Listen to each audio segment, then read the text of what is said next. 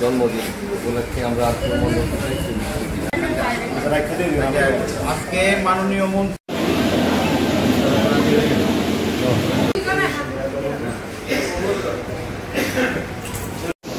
আমার সামনে উপস্থিত সমস্ত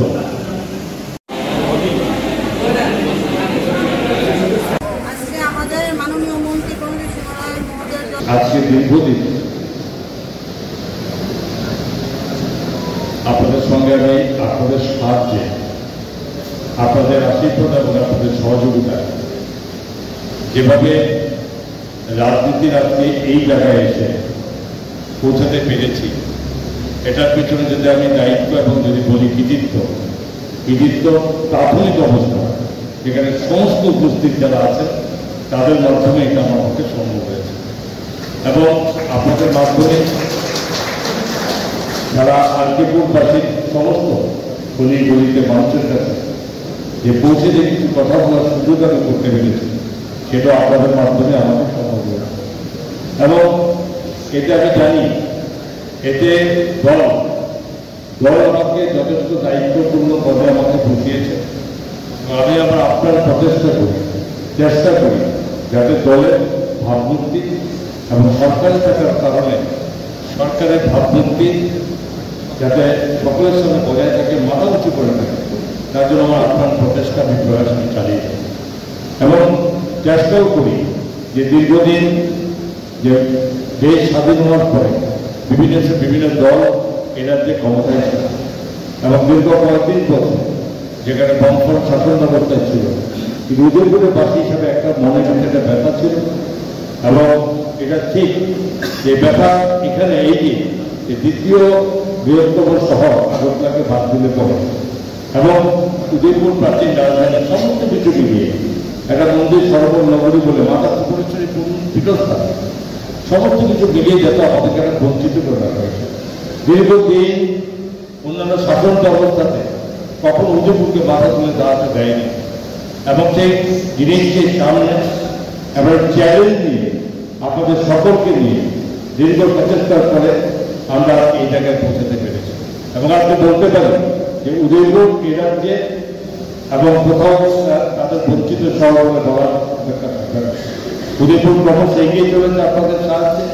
উদয়পুর ক্রমশ আগামী দিনে এই উদয়পুর অন্যতম যেখানে শহর হবে এই রাজ্যের মধ্যে, যেখানে আপনি আমি এবং সমস্ত মানুষ সেখানে আমরা গর্ববোধ করতে পারবো যে আমরা উদয়পুরের মানুষ সেবা এবং স্বাভাবিকভাবেই যে আরো অনেক কাজ করা বাকি আছে আমাদের আরেকটু কষ্ট করতে। আমি জানি এখানে সরকার পরিবর্তন, সরকারের সঙ্গে সঙ্গে যে দীর্ঘদিন বঞ্চিত থেকে সরকার পরিবর্তন হলে একটা প্রত্যেকের মধ্যে একটা আশা জন্মায়, এটা অস্বীকার করার কারণ নেই।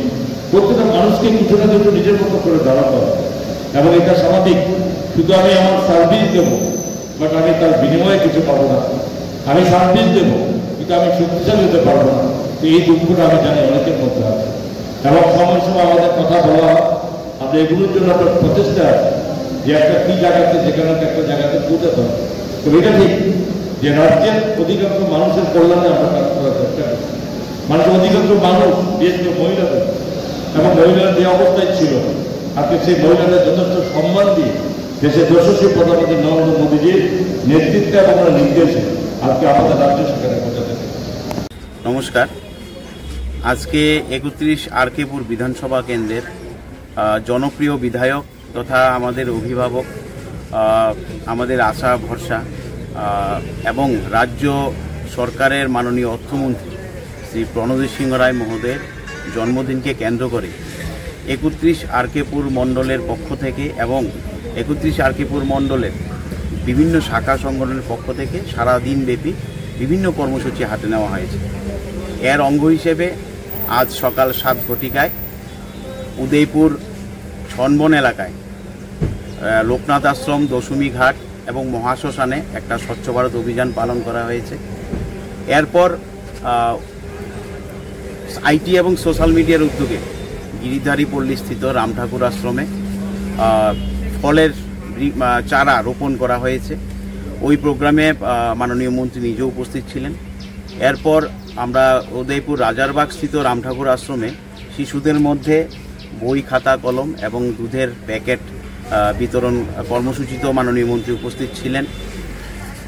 ইতিমধ্যে আমাদের এসসি মোর্চার উদ্যোগে উদয়পুর মহকুমা হাসপাতালে স্বচ্ছ ভারত অভিযান পালন করা হয়েছে এবং এখানে স্বচ্ছতার কাজ করা ইতিমধ্যে শেষ হয়েছে। ইতিমধ্যে আমরা মহকুমা হাসপাতালে রোগীদের মধ্যে ফল মিষ্টি বিতরণ করে ফেলেছি। এরপর আমরা যুব মোর্চার উদ্যোগে রাজশ্রীতে আমাদের রক্তদান শিবির অনুষ্ঠিত হবে। 1:30টার দিকে আমরা 1:30-2টার দিকে আমরা বৃদ্ধাশ্রমে যাব। ওইখানে বৃদ্ধদের হাতে ওদের শাড়ি এবং কিছু খাদ্য সামগ্রী আমরা তুলে দেব। তো এই করে আমরা সারাদিন ব্যাপী আজকে বিভিন্ন কর্মসূচির, সামাজিক কর্মসূচির মাধ্যমে ওনার জন্মদিনকে পালন করতে যাচ্ছি। তো আজকে ওনার জন্মদিনের রিটার্ন গিফট হিসেবে আমাদের হাতে, আমরা তো দেওয়ার আর বিশেষ কিছু ক্ষমতা নেই, আমরা এই কর্মসূচিগুলোর মাধ্যমে ওনাকে যাতে একটা রিটার্ন গিফট দিতে পারি। কারণ উনি মানুষের জন্য, সমাজের জন্য, যেই বিশেষ করে উদয়পুরবাসীর জন্য যে কর্মকাণ্ডগুলি করেছেন, ওইটার অবদান আমরা কেউই ভুলতে পারবো না। তো তার যত সামান্য একটা আমরা বিভিন্ন কর্মসূচির মাধ্যমে ওনার জন্মদিনকে পালন করার আমরা একটা উদ্যোগ নিয়েছি। সেই সঙ্গে মাতা ত্রিপুরা সুন্দরীর নিকট প্রার্থনা করি যে উনি যাতে সুস্বাস্থ্য এবং দীর্ঘায়ুর অধিকারী হয় এবং এইভাবেই মানব কল্যাণে এবং সমাজের কল্যাণে যাতে আরও এগিয়ে যেতে পারে, আরও কাজ করতে পারে, সেই মানে প্রার্থনা আমরা ভগবানের কাছে রাখবো। আমাদের মাননীয় অভিভাবক, মাননীয় মহোদয় জন্মদিন 31 আর্যগুরু মন্ডল যুব মোর্চার পক্ষ থেকে ওনাকে সশ্রদ্ধ ভালোবাসা জানাই এবং প্রণাম জানাই। যাতে আমি যেভাবে আমাদের সারা ত্রিপুরা রাজ্যের সাথে সাথে আমাদের 31 আর্যপুর মন্ডলে উনি যখন বিধায়ক হয়েছেন তখন থেকে আজকে 2-3বারের মন্ত্রী, যে আমাদের 31 আর্যপুর মন্ডলের প্রত্যেকটা এলাকাবাসীর হৃদয়ে রয়েছেন তিনি। তাই আমি মাতা ত্রিপুরা সুন্দরীর কাছে প্রার্থনা করি ওনাকে যাতে দীর্ঘায়ু দেয় এবং আমাদের এই উদয়পুরকে যে উনি সাজানোর জন্য একটা প্রক্রিয়া চালিয়ে যাচ্ছেন সেটাকে যাতে সার্থক করতে পারে, তার জন্য আমি মাতা ত্রিপুরা সুন্দরী দেবী দুর্গার সকলের কাছে আমি প্রার্থনা করি ওনাকে দীর্ঘায়ু দেওয়ার জন্য এবং উনি যাতে সুস্থ থাকেন। তো আমি আজকে এই ওনার জন্মদিন উপলক্ষে আমরা একটা রক্তদান শিবিরের আয়োজন করেছি।